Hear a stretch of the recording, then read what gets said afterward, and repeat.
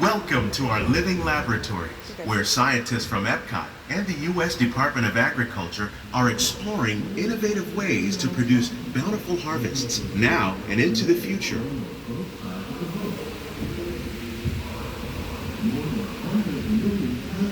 The tropics are home to the greatest diversity of plants on the planet.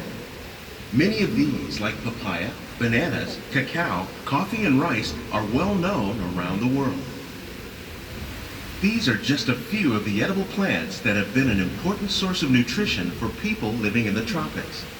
Many are rich in vitamins and minerals, while others are well adapted to growing in less than ideal conditions.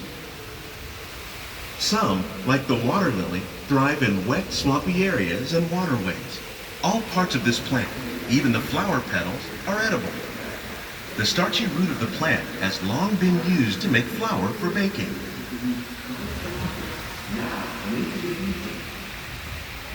One day, many of these lesser-known tropical plants may be as important as the bananas growing on both sides of the boat.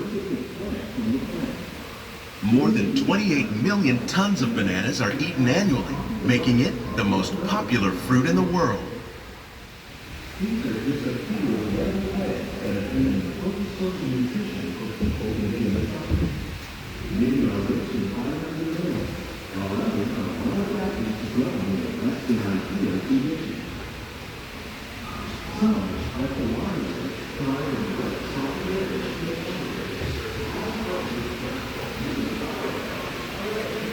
There's dinner. What? There's dinner.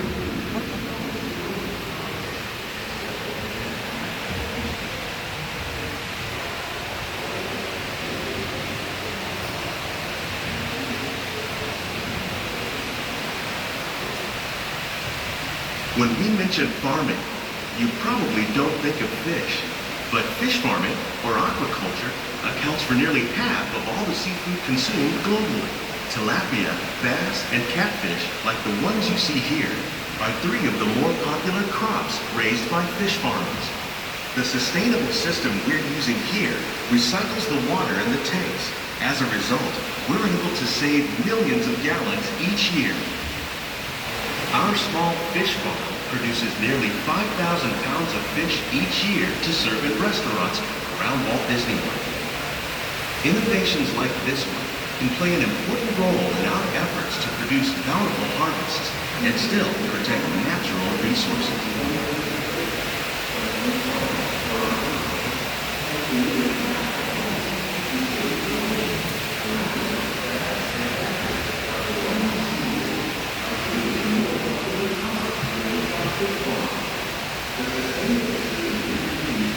Not very many strips of there.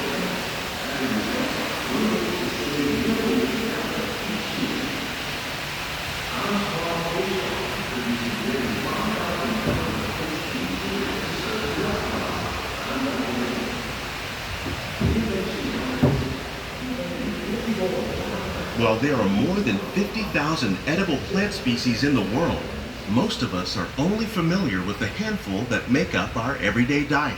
The common grains growing here, wheat, maize, sorghum, and millet, plus rice, account for nearly 2/3 of our global food consumption. Learning how to increase yields of these staples is an important goal of research around the world.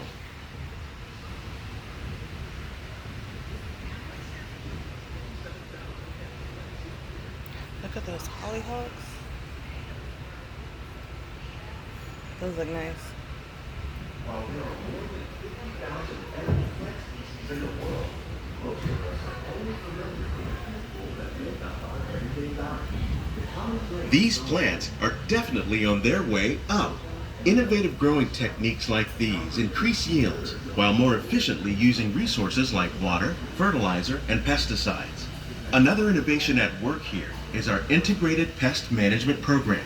By populating our greenhouses with beneficial insects that prey on harmful pests, like aphids and flies, we are significantly reducing our reliance on conventional pesticides.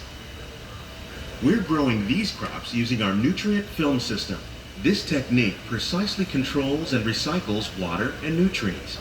With it, we can produce over 27,000 heads of lettuce a year in this one small area.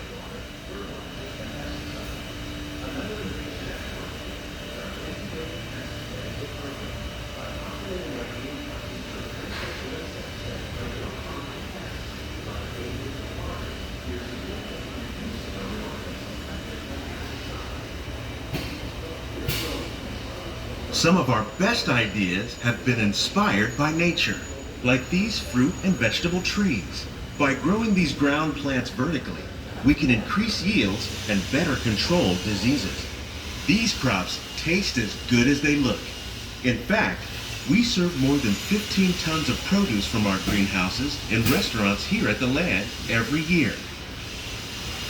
That was like clover, but not those little over there. Yeah.